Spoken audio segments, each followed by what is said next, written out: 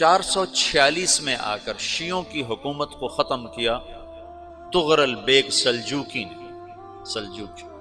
Seljuk مسلمان ہوئے تھے محمود غزنوی کے دور میں، سلجوک ان کے بڑے کا نام تھا۔ تو ایک دفعہ محمود غزنوی نے سلجوک سے پوچھا اگر مجھے تیری مدد کی ضرورت ہو تو کتنے آدمی پیش کر سکتے ہو؟ تو اس نے ایک تیر دیا، کہا یہ ایک تیر ہے میرا،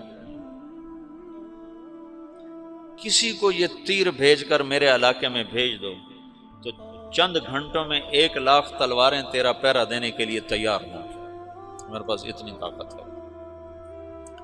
تو یہ سلجوک کی نسل میں تھا تغرل بیگ۔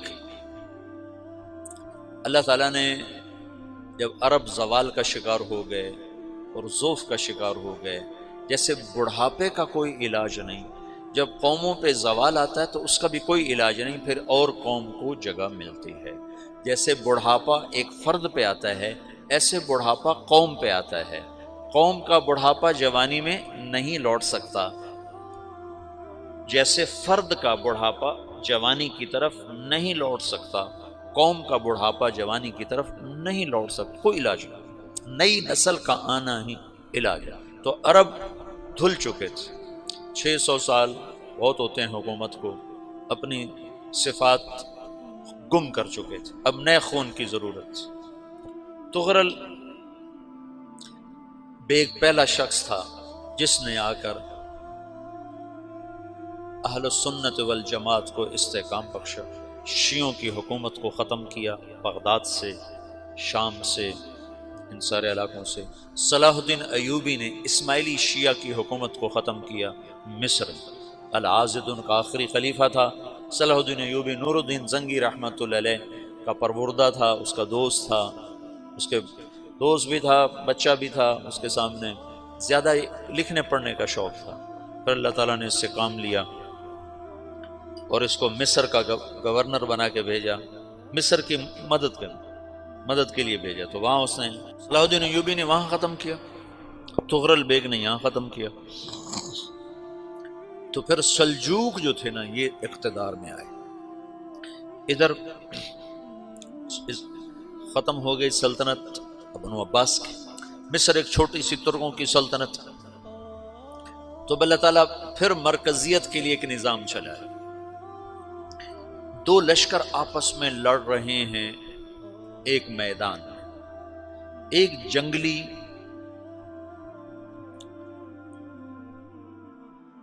بدوؤں کا قافلہ، جنگل کے لوگ اپنے قبیلے کو لے کر، ایک جنگلی قبیلہ اپنے سردار کے ساتھ نقل مکانی کر رہا ہے ایک جگہ سے دوسری جگہ۔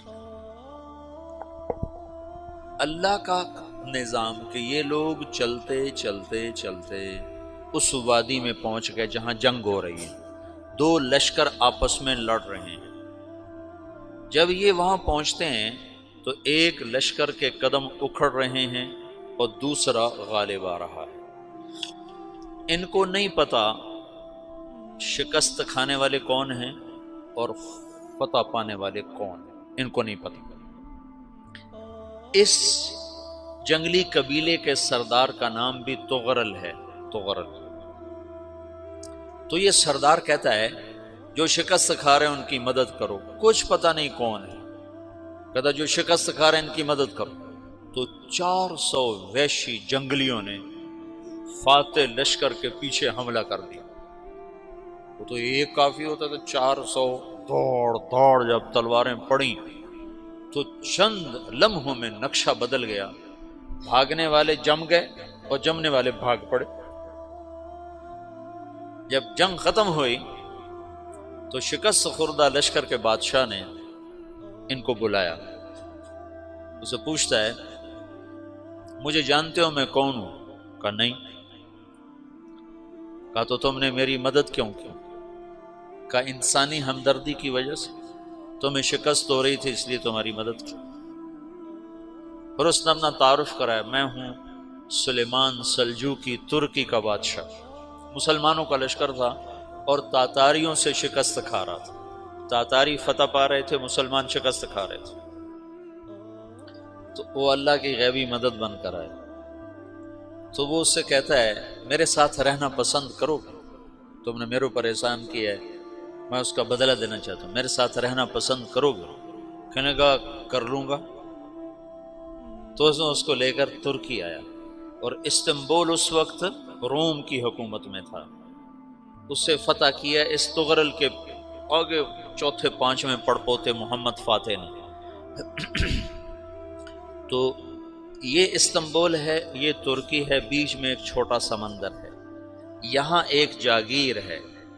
تو سلطان سلیمان کہتا ہے یہ جاگیر تجھے وقف ہے، ادھر سے رومی مجھے تنگ کرتے ہیں حملے کر کر کے، تو میرا دفاع کرتے رہنا، یہ جاگیر تیری۔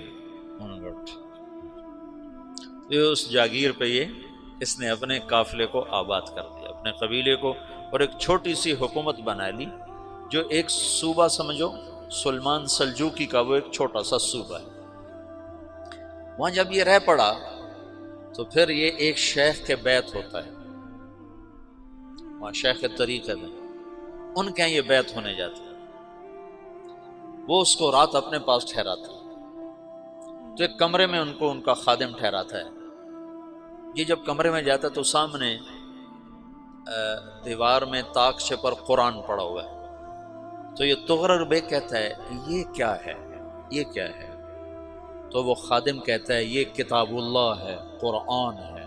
اچھا، وہ اس کو وہاں چھوڑ کے باہر چلا جاتا ہے۔ وہ دیہاتی آدمی، جنگل کا رہنے والا، پہلی دفعہ زندگی میں قرآن دیکھا، وہ کہتا ہے یہ قرآن ہے، اللہ کی کتاب ہے، میں اللہ کی کتاب کے سامنے سو جاؤں، کتنی بے ادبی ہے۔ تو اس نے ایسے قرآن اٹھایا اور سر پہ رکھ لیا اور کھڑا ہو گیا، ساری رات قرآن سر پہ رکھ کے کھڑا رہا۔ رات کے پچھلے پہر اس کو خواب آیا،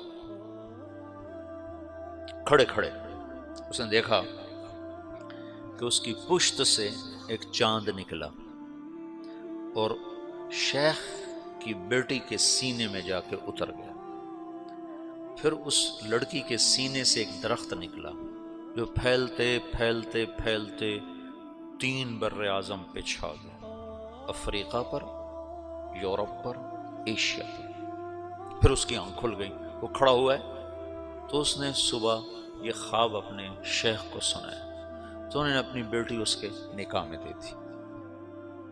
اس بیٹی سے ایک بچہ پیدا ہوا، تغرل بیگ نے اس کا نام رکھا عثمان، عثمانی ترک نام سنا ہوا، جو میں نے کل بتایا تھا کہ 1924 میں وہ خلافت ختم ہوئی۔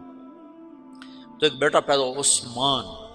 عثمان نے پھر ایک نئی اسلامی حکومت کی بنیاد رکھی جو 1924 تک چلتی رہی، کوئی 800 سال یہ حکومت چلی۔ تو حکومت کا شیرازہ بکھرا، لیکن پھر جڑ جاتا تھا، اور وہ قرن اول والا جوڑ کبھی نہ پیدا ہوا، ٹکڑے بن گئے۔ ان ٹکڑوں میں اللہ لوگ پیدا کرتا رہا جو دعوت دیتے رہے، دعوت زندہ رہی۔ جو تربیت کا نظام تصوف کے ساتھ تھا اب وہ تبلیغ کے ساتھ ہے۔